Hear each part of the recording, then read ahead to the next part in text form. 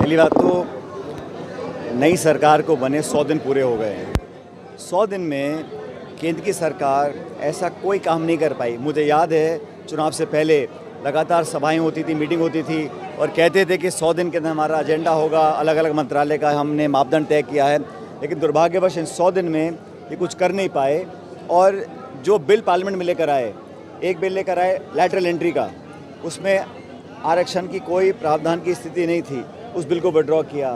वक्फ board का bill लेकर आए, उसको विड्रॉ किया। तो सरकार घोषणा करती है, फिर यू टर्न लेना पड़ता है। अभी 2 दिन पहले इन्होंने एक वन नेशन वन इलेक्शन की बात करी है और कैबिनेट से पास कराया। उस दिन जहां जम्मू कश्मीर के पहले चरण का मतदान हो रहा था, लोगों का ध्यान भटकाने के लिए ये शगुफा छोड़ा है। और हर बार की तरह इस निर्णय को भी सरकार को यू टर्न लेना पड़ेगा, क्योंकि जो संख्या बल चाहिए पार्लियामेंट में, इतना बहुमत उनके पास है नहीं और किसी से सलाह नहीं, किसी दल से, किसी नेता से। इतना बड़ा देश है, अगर कल मध्यवर्ती चुनाव हो जाते हैं तो क्या पूरे राज्यों में दोबारा चुनाव होंगे?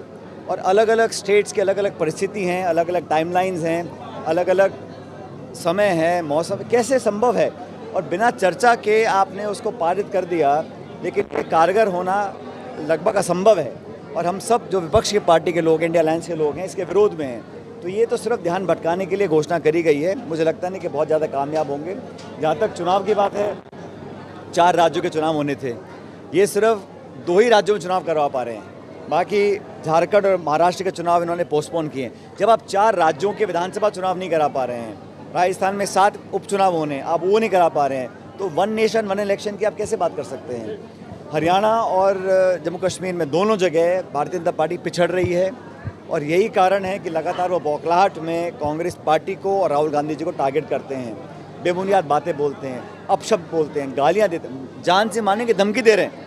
तो मुझे लगता है कि नेता जो बोल रहा है, लेकिन जो नेता का नेतृत्व करने वाले हैं, अगर वो खंडन नहीं कर रहे, वो दंडित नहीं कर रहे हैं, वो इस बयान को सही मान रहे हैं, तो हमें समझना पड़ेगा कि भारत सरकार और भाजपा की यही सोच है।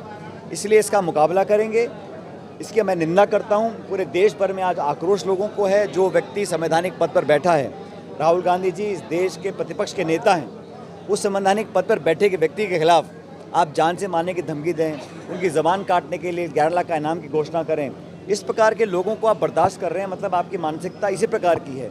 इसलिए जो केंद्र के मंत्री बन गए हैं वो राहुल गांधी जी को आतंकवादी बता रहे हैं। इससे बड़ा दुर्भाग्य नहीं हो सकता कि केंद्र के मंत्री होकर इस प्रकार की बातें बोल रहे हैं। तो पूरे देश में, सिर्फ कांग्रेस में नहीं, पूरे देश में इस बयान का खंडन लोग कर रहे हैं और मुझे लगता है जितनी भर्त्सना की जाए उतनी कम है। लेकिन हम लोग हटने वाले नहीं हैं। उस रास्ते पर राहुल जी निकल चुके हैं, जवाबदेही तय करने का, लोकतंत्र को मजबूत करने का, विपक्ष की एकता को बनाए रखने का। उस रास्ते पर हम आगे चलेंगे। हम कभी ना डरे हैं ना डरने वाले हैं।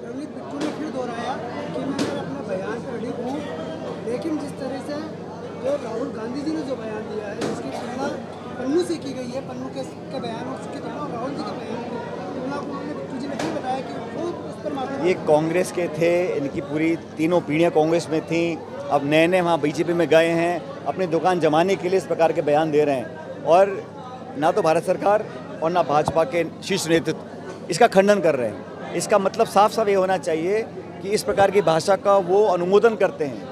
उनको पसंद है कि भारत की राजनीति में ऐसा संवाद हो जहां गालियां दी जाएं, जान से मारने की धमकी दी जाए।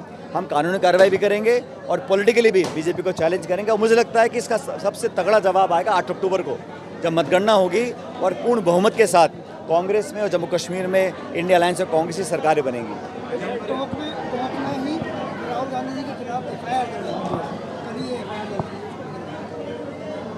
ये क्या राजनीति हो रही है? जिसको आप गाली दे रहे हो, जान से मारने की धमकी दे रहे हो, उसके खिलाफ आप एफआईआर भी करा रहे हो। मतलब मुझे समझ में नहीं आ रहा। आपकी सरकार बनी 10 महीने पहले, आप यहाँ विकास के काम कराओ, जनता की बात को सुनो। और जो खींचतान इस सरकार में हो रही है, इतने सत्ता के केंद्र बन चुके हैं, किसी को मालूम नहीं है कि कौन मंत्री है कौन नहीं है। सत्ता कुछ बोलती है, संगठन कुछ बोलता है, बिखराव हो चुका है। इतना नेतृत्व में हीन प्रदेश चल रहा है। बड़ा दुर्भाग्य है। सरकार को बने 10 महीने हुए नहीं हैं और अभी से ही पूरा रायता बिगड़ चुका है। तो मुझे बड़ा दुख है कि जो उम्मीदों से सरकार बनी थी वो उम्मीद पूरी नहीं हो पा रही है। क्या लग रहा है हरियाणा और पूर्ण बहुमत से सरकार बनाएंगे हम लोग। देखिए, ये हमारा इंडिया अलायंस बना था लोकसभा चुनावों के लिए।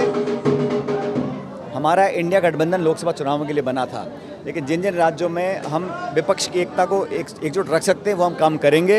लेकिन मैं इतना कहना चाहता हूँ कि कांग्रेस पार्टी अपने आप में इतनी सक्षम है कि सभी चुनावों पर लड़कर चुनाव हम जीतेंगे, लेकिन फिर भी जो दिल्ली का इंडिया अलायंस के लोगों का निर्णय होगा उस सबको हमें स्वीकार करना होगा। लेकिन हम लोग अपना संगठन, अपने कार्यकर्ता, अपने नेताओं पे हमें इतना भरोसा है कि तमाम चुनौतियों का हम अकेले सामना भी कर सकते हैं।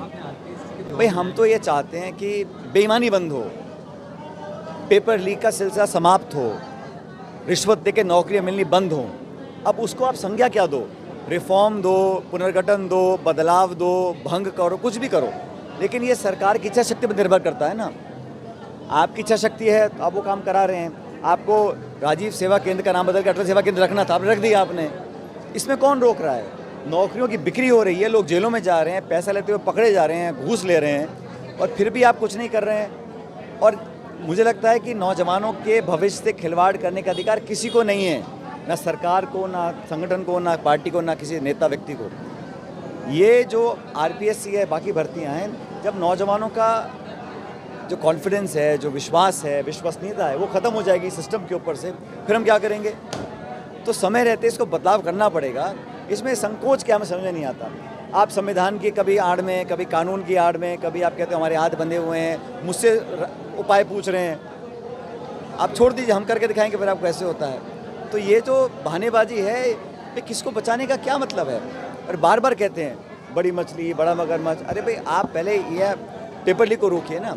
अभी सब इंस्पेक्टर भर्ती पर मामला चल रहा है, मुझे पता नहीं सरकार क्या करेगी, लेकिन लोगों का विश्वास उठ रहा है, वो बहुत बड़ा चिंता का विषय है। निश्चित जांच होनी चाहिए, दोषियों को सज़ा मिलनी चाहिए, और हम सब लोग न्याय के साथ हैं, और गलत करने वालों को हर हालत में दंडित होना चाहिए।